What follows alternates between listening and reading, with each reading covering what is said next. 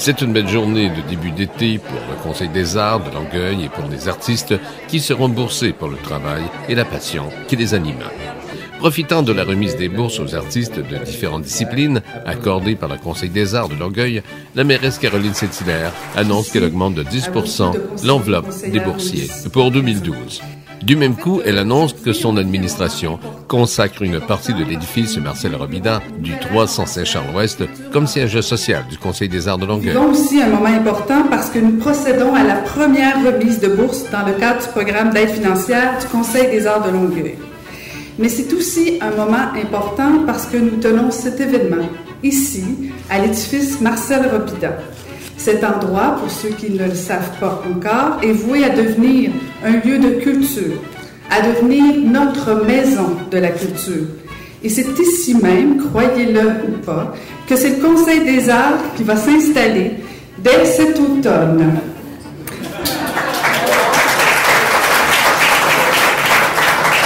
En créant le Conseil des arts, la Ville de Longueuil a envoyé un message clair sur l'importance qu'elle accorde aux arts en général, mais plus particulièrement à ceux qui en font une profession.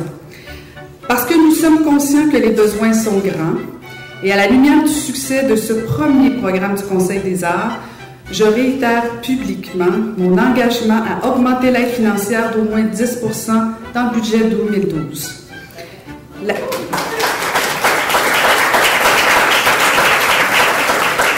C'est la théorie des petits pas. La Ville de Longueuil doit pouvoir continuer de soutenir l'excellence artistique parce que Longueuil est culture. Au plan individuel comme au plan collectif, la culture est essentielle à notre épanouissement et à notre émancipation.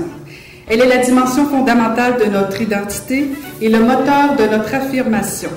En effet, en tant que communauté, la culture nous permet d'être ce que nous sommes et d'exprimer qui nous sommes. La culture est ce lien solide qui nous unit les uns aux autres, au-delà du temps, mais aussi au-delà des générations.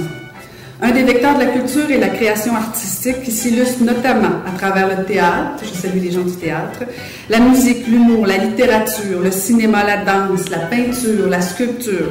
Ce sont des œuvres de l'esprit qui contribuent énormément à solidifier ce lien. La culture, pour ceux qui ne le savent pas, c'est aussi une industrie qui rapporte, mais c'est aussi une industrie qui contribue à l'affirmation régionale. Et elle vaut largement les coûts qu'elle nécessite, car elle contribue grandement au rayonnement de notre ville. En terminant, je veux féliciter les boursiers de cette année. La Ville de Longueuil est heureuse de contribuer à l'épanouissement de votre vie artistique qui, à son tour, vient enrichir toute notre communauté. Merci beaucoup. Si le Conseil des arts de Longueuil en est à ses premiers balbutiements, il reprend la coutume de la SODAC, soit la remise des bourses aux artistes et artisans de l'agglomération. 81 demandes avaient été reçues et la totalité des bourses recèle $1 million, tel que décrit par Lee Summerside, présidente du Conseil des arts.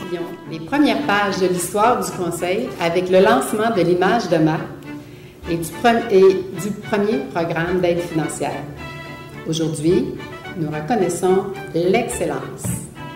81 demandes déposées et $1 million demandés par les artistes et les organismes professionnels de Longueuil. Ces chiffres parlent d'eux-mêmes. Il n'y a pas de doute, le Conseil des arts était attendu par le milieu et ce dernier a répondu en grand nombre à l'appel. Les membres du comité du programme d'aide financière et l'équipe, dont je parle, c'est Christian et Jacinthe, ont respecté l'échéancier très serré pour mettre en place la structure, les 5 programmes, le dépôt des demandes en ligne, la composition de 8 jurys disciplinaires pour l'évaluation des demandes, la présentation au conseil d'administration afin que l'on puisse procéder au dévoilement des premiers boursiers du Conseil des arts de Longueuil. Tout le processus a été fait dans les règles de l'art et je dois vous dire que nous en sommes très heureux. Il revenait donc au directeur général du Conseil des arts, Christian Laforce, de révéler les catégories et les noms des boursiers. Cette année, il y a des bourses ventilées dans 5 programmes et aucune bourse de déplacement n'ont été attribuées. Dans la catégorie cinéma, la bourse de création est remise à Céline El Masri pour son court-métrage en fiction. Madame Masri.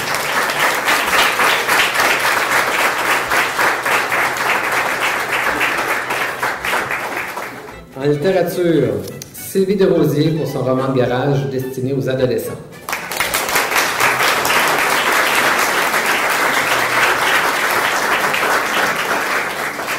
Et toujours en littérature, Gilles Jobidon pour son projet d'écriture d'après un voyage de Charles Baudelaire.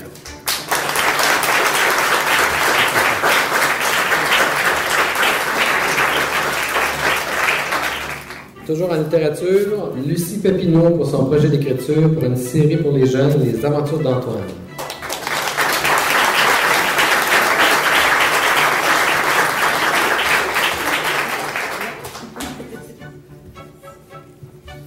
Nous poursuivons avec les métiers d'art.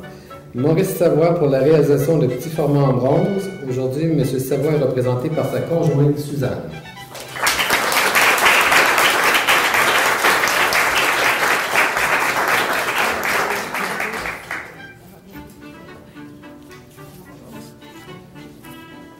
En métier d'art toujours, le collectif Viator Bertium pour une série de sculptures ludiques sur l'univers de Fred Pellerin.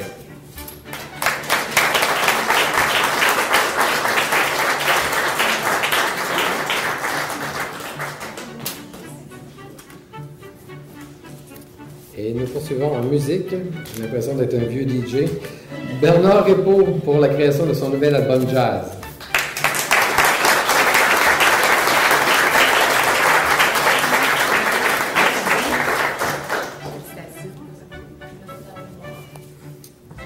En musique toujours, Alexandra Hodgers pour son projet d'œuvre musicale à partir d'entretiens avec les immigrants de Longueuil.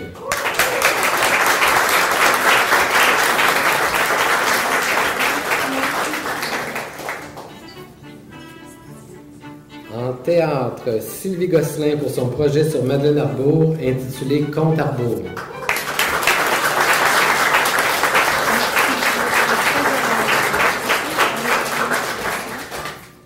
Pour le programme Promotion et diffusion en art visuel, Anne Ashton pour la publication d'une monographie de ses œuvres.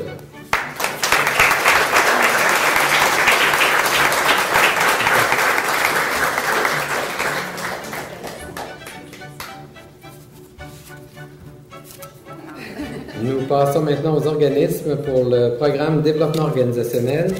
En art visuel, Plein Sud pour le maintien de ses programmes et pour le développement de ses clientèles.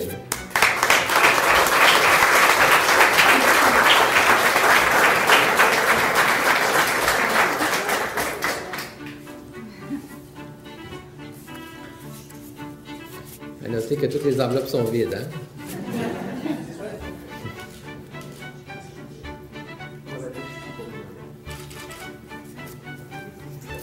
On poursuit en art visuel avec le Zocalo pour la création d'un poste en ressources humaines.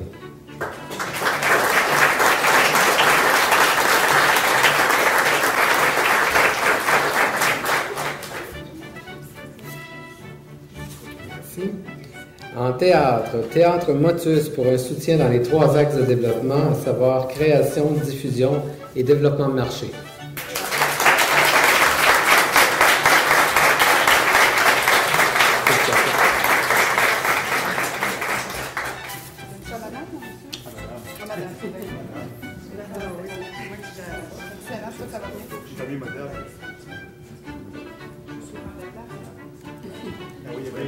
On va enlever Sylvain. Concernant les percussions pour sa nouvelle zone de spectacle, l'autre zone.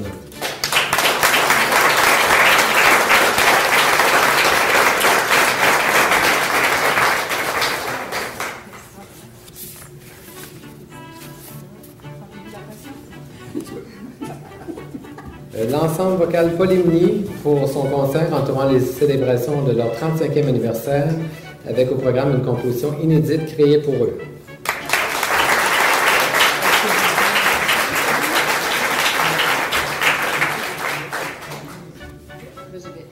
On termine avec un projet spécial en théâtre remis au Théâtre Motus pour ses coproductions avec le Mexique.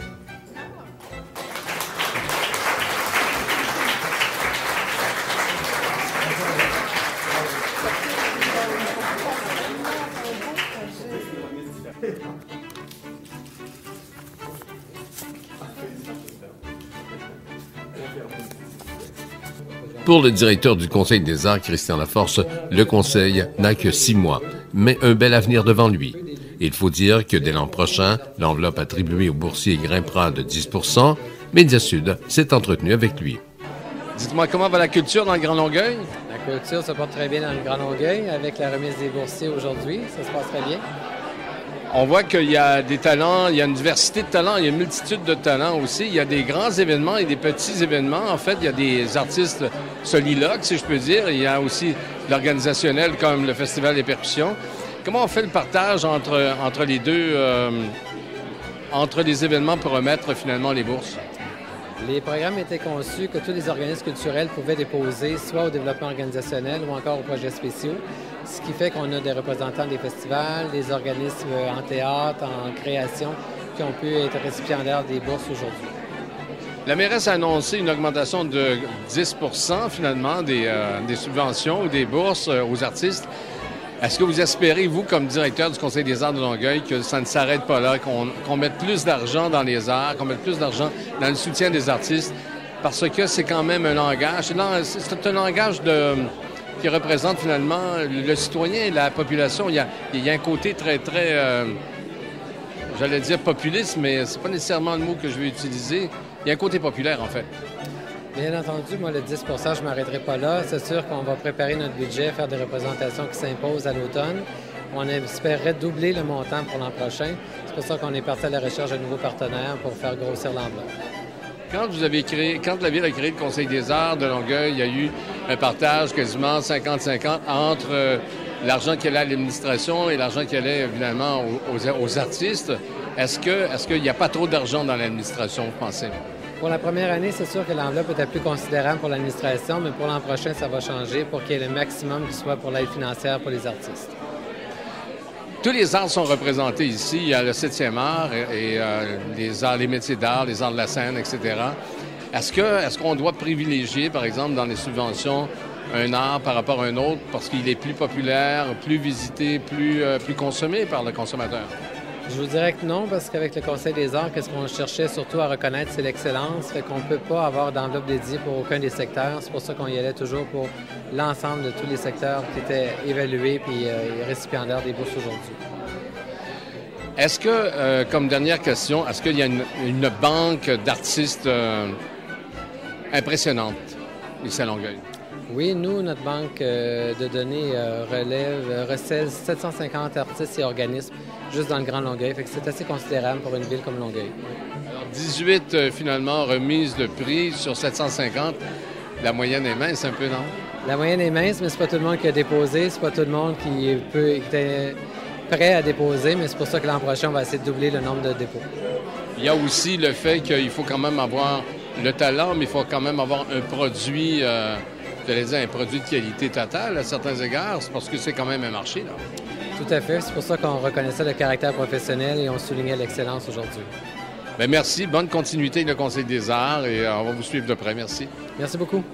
Comme il dit, il y a eu beaucoup d'appelés et peu d'élus. Au terme de la première année, le Conseil des arts fera un post-mortem de ses premiers 12 mois d'existence. Un reportage de Jacques Marchand.